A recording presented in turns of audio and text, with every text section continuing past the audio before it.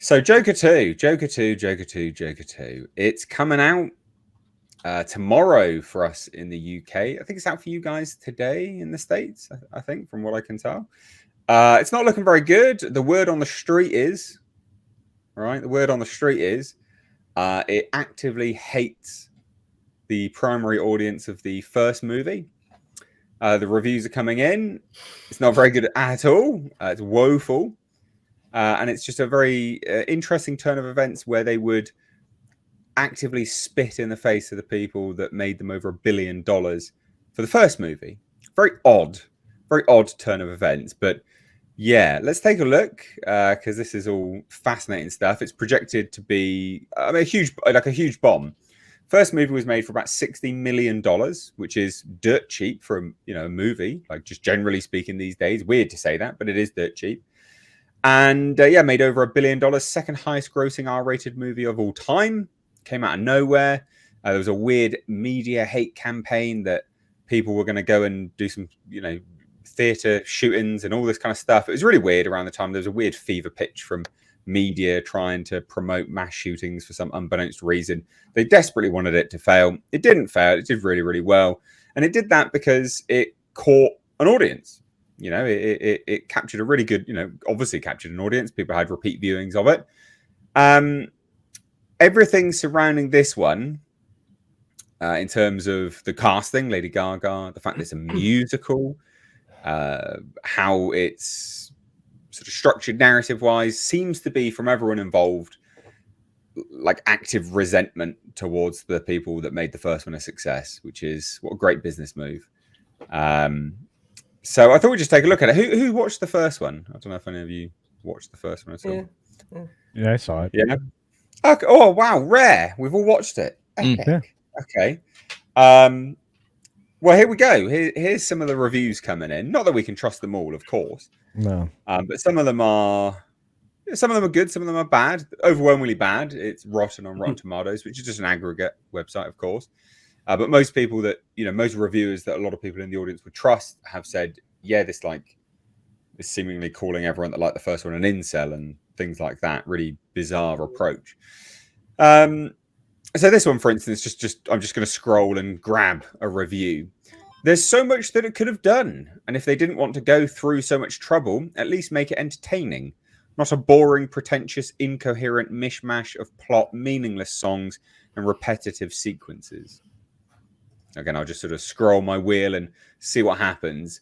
At least Lady Gaga is innocent of all the crimes this movie commits against cinema. Big swings mean big misses, but I admire the attempt to shock. Why hire Lady Gaga if you're not going to let her belt out the songs? Because that's right, it's a full-blown musical. Because definitely the people that like the first one, traditional musical fans, yeah. The joke is on the audience with the absolute awful sequel, Joker Folie à Deux. There was one, and I can't actually find it, to be honest. There was one specifically that said about how it resents its own sort of creation. Like, it feels like it resents its own creation, which is just madness. Real crazy. Look, Joker Folie à Deux is cheap. It costs a lot, but it's cheap. Joker fans are given a movie decided upon by three obnoxious bankers salivating at projected earnings on the subway. Good times. Good times. Good times. Again, egregious, cynical cash grab. Yeah, it exists only because the last one overperformed. And there are some good ones. There are some good reviews here. Madcap musical format. But you got to remember, who's the audience for this? Because if it's people that like musicals, that doesn't traditionally cross over with the people that like the first one. That's not do we know if there's two types of musical. There's one where it's a normal film, but it's interspersed with half a dozen or 10 songs. And there's other ones where it's sort of musical all the way along. There's no real normal dialogue. It's just sort of songs and music all the way through. Do we know which one of that? It's the first one. So it's like it's got 16 songs in it. 16 songs is what I'm hearing. 16 as well. Well, it's 2 hours 20 minutes. Yeah, yeah. 16 songs in 2 hours 20 minutes. That makes sense. I guess that's what, about 50 minutes or songs and an hour and a half of the trial and the prison. Yeah, so apparently it's basically a courtroom drama. Yeah. The majority of this film is a courtroom drama. 12 Angry Men, the musical. Yeah. Like Schindler's List 2, the musical. Yeah. And I hear that Gaga fans aren't happy. You know, they're not going to get what they want because of, you know, how little she performs in it, which is sort of a surprise. I thought she was a bit of a stunt casting. And then on the other end of it, people who love Harley Quinn think she didn't go Harley Quinn enough in it. So it just sounds like it's some sort of weird pastiche hodgepodge and you know, kind of thumbing its nose at anybody that enjoyed the first Joker. I don't know. Jesus, that is yeah. From the census of the reviews is that everyone that liked the first one is the butt of the sort of joke, and they're I said the butt of the joke, but they're the primary ire that this film puts its eye on. Yeah. And then again, but it is projected to absolutely bomb. So Todd Phillips sequel, oh God, returns, blah blah blah, and scroll down here. You know, it's projections have slipped to anywhere from $50 million to $60 million. It's projected to hit about $140 million worldwide, unless this has been a re-update. I'm pretty certain that's the most up-to-date projection. $140 million worldwide. And that lines up with box office theories numbers too. So that's real bad. This cost terrible. $200 million, and the first one cost 60. I bet you the majority of that is going on Joaquin Phoenix's payday. Well, both the director and Joaquin got 20 million. Gaga got 10 million. Yeah. That's 50 million right there. And the first one cost, I think it's closer to 55 than 60. 55 million. My numbers wrong. Oh, yeah, no, you're right. Yeah, you're right. 55. Can you imagine dumping that much money into just your three main people, the director and the two stars, and then going another $110 million to get it done? The first movie looked great. I don't know what they needed to go above and beyond the first movie with. I thought it was great. I thought it was an interesting exercise. I didn't expect a sequel. But I think whoever was saying that this was done simply because the first one made $1 billion. I mean, it doesn't make sense not to make a sequel when your movie makes $1 billion. I get it. But you don't say, well, now we're going to own the incels and we're going to not give Lady Gaga fans what they want. And we're not going to give comic book fans, movie fans what they want. We're just going to sneer at you and burn this money and, you know, treat it like Heath Ledger's Joker or something. I don't know. I'll have to see it, I guess, just as an exercise in my, my own fandom. I guess I'll have to see it, but maybe I'll wait till it's digital. I don't even think it's going to do the numbers they're projecting personally. What, worldwide? You don't think it would do 140 million worldwide? I just think that it's already, I think from the very beginning, when they announced Lady Gaga, I don't think she's got the cachet that they believe she does. It's like, oh, Taylor Swift's going to be in this movie. So what? You know, I don't think Gaga is really a draw for a movie. She was fine in A Star Is Born. I saw that. I thought it was fine. And also I don't think that the audience who liked Joker are interested in seeing a musical. I just think that they've missed. They did not understand the assignment is sort of my thinking. I could be wrong. I'd be happy to be wrong, but I just don't think it's going to do even as well as they are they're kind of lowering expectations now. Yeah, they've really revised the expectations. Oh yeah. But it's interesting because the whole movie is basically a courtroom drama. His trial about, you know, whether he is insane or not, whether he is the Joker or whether he's just Arthur Fleck and he's just and there are spoilers out there for the ending, which I understand is also going to be upsetting to anybody who liked Joaquin's version of the Joker. So I think the entire rug gets pulled out from under you if you like the first one. Yeah. And once I heard that, honestly, I thought maybe I don't want to see the sequel. You know, maybe I don't maybe I'd rather just kind of remember the Joker the way I remember it and just leave it there. You know, I don't necessarily need some new take, deconstruction. I'm kind of tired of the deconstruction phase that we've been in for so many years. It's a bit dystopian. Yeah. Well, let's get your opinion on all this, Bo.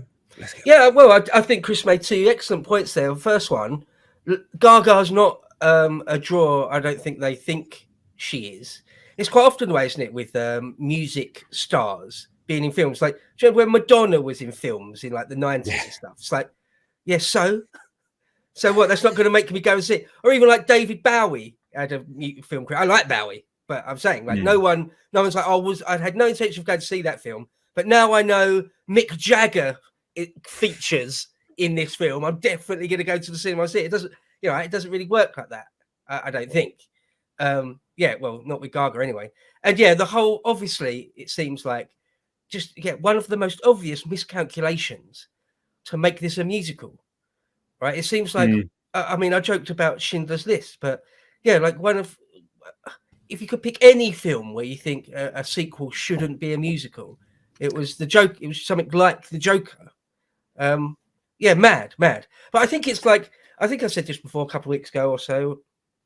What springs to mind is 300, the original film 300, and then the sequel to that. It's like it's a good comparison. Like just normal straight blokes who are interested in seeing heroism and not seeing girl bosses, seeing dudes be dudes, right? They loved 300. And so they decided the sequel would sort of spit in the face of that. Very, very obviously, deliberately made that creative decision. Well, it looks like they've done the same here, but on steroids, it seems.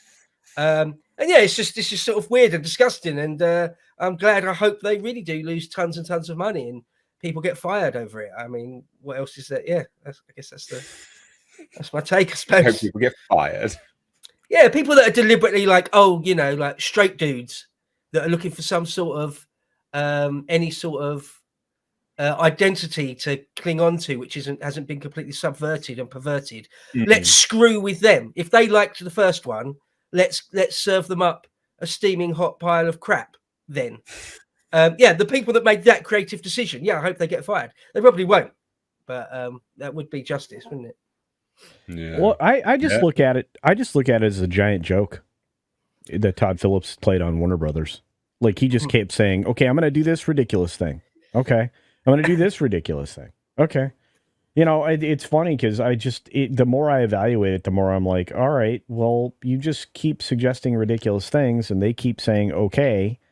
He didn't, I don't think he really wanted to make a sequel because he didn't really have an idea to make a sequel. And making this into a musical, as has been pointed out here, I think multiple times at this point, you've alienated the original audience in such a way that they are just wanting nothing to do with this movie. A musical, a courtroom drama, it's kind of not what drove the original film. The dive into the psychosis of this character was kind of, what you were there for, something very gritty. Are you creating a gritty musical? What I mean, what are you trying to West Side Story this? What? No. You're doing it in a courtroom, and you're going to be dominated in this very dark, limited number of sets. I don't know where they put $200 million to make this film. 50 of that with fees, but yeah. Sure. I mean, writing these people checks, but and why wouldn't you have just used Margot Robbie, instead of Lady Gaga? I mean, much better to look at, and and had a pretty good handle on the character. So she probably can't sing, to be fair. But well, I mean, some people don't. Arguably, if you had Lady Gaga, can't. Yeah, exactly. That's where I was headed. So none of this seemed to work. And what's funny is, and I know you experienced the same thing, Nate. But when I dropped my video talking about how this thing was just a flaming bomb of terribleness, and it was going to detonate right in Warner Brothers' face, everybody that watched the video agreed with me. I mean, it's pretty resounding. It's like I don't know who they made this for. That's the whole reason I'm going to see this and do a review on it, is because I don't know who you made this for.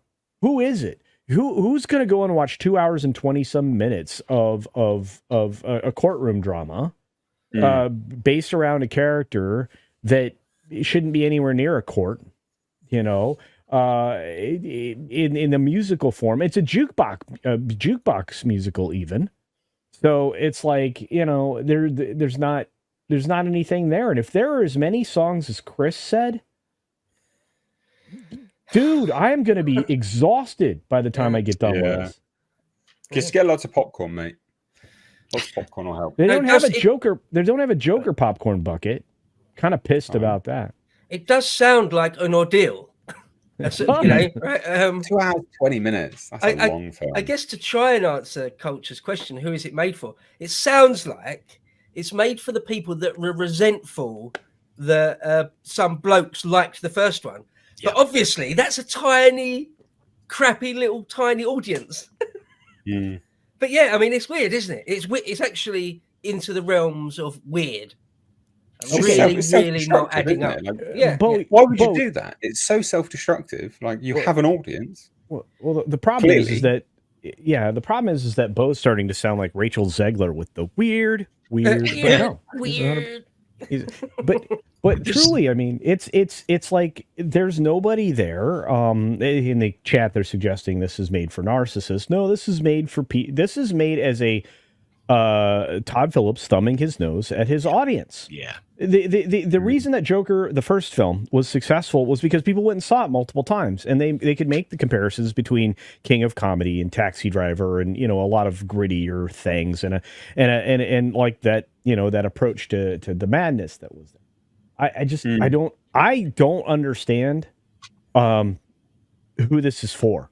And again, it's the whole reason I'm going to go see it, is because I want to know, who did they make this movie for? Because it wasn't the original group of people, as Bo just pointed out. I think that's really it. It just comes down to, you already had a limited audience with it being DC Comics villain, right? I mean, the whole, let's make a movie about a villain from the comics without your main protagonist associated with that villain. So there's no Batman in this at all. And it was an unexpected hit. And so you were able to grab that audience, an unexpected audience, because you did some sort of Scorsese take on the Joker, which I think had some genius elements to it. But then I don't know if maybe Culture's right. Maybe Todd was thumbing his nose at his audience. It feels that way. Or just saying, hey, what can I get away with here? But musicals, I mean, the Muppet Movie, Willy Wonka. I mean, there are a few musicals out there that I enjoy. I never watched La La Land. I couldn't convince my wife to watch it. She just wasn't interested. And my wife's an interior designer. You'd think, oh yeah, well, she must love a musical. It is such a narrow audience that wants to go see musicals. It's the truth. And they've shot themselves in the foot. And I do hope some people get fired. But if they don't, I hope they get fired the next time. And we can sit over here and laugh at them and keep my money in my wallet. That's how I feel too. Well, we, myself and Culture both will be watching this, I believe, tomorrow. So giving you our reviews tomorrow separately. Thank you for your service. Yeah, goddamn. Yeah. Lots of popcorn for me, I think. So stick around for our reviews tomorrow, guys. But we will. Oh no, sorry, we won't move on. We've got some super chats about this. So Doug VA says, for $5, says, instead of wasting gas and money on a ticket to see Joker 2, I'm gonna watch Little Shop of Horrors at my home. Another good musical. Nice selection. Yeah, it's not a bad one. And then Oh Shit My Nullif says, adding Lady Gaga to the Joker franchise truly made me feel disgusted. I hate these celebrities shoving themselves in everything new that is popular.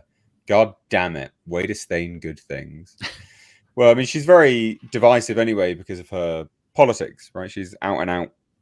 She's very open about her politics. So she's very divisive on that front. So it was a really stupid move to hire her anyway. At least with Joaquin Phoenix, you don't really know much about his politics. He's come up and done some climate change nonsense at one point for one award that he won a couple of years back. That's been pretty much it. It's not like Lady Gaga where she's like, saying the world's going to end if Trump gets in power and all this other kind of crap. So bit of a weird move. PM has been a member for 2 months and says, "Goddamn hate Gaga, won't be watching." And you know what? That's a great sentiment to end the segment on, because that's what a lot of people feel like. Just her can put people off the film. Amazing. Amazing stuff. Well, we'll shuffle on.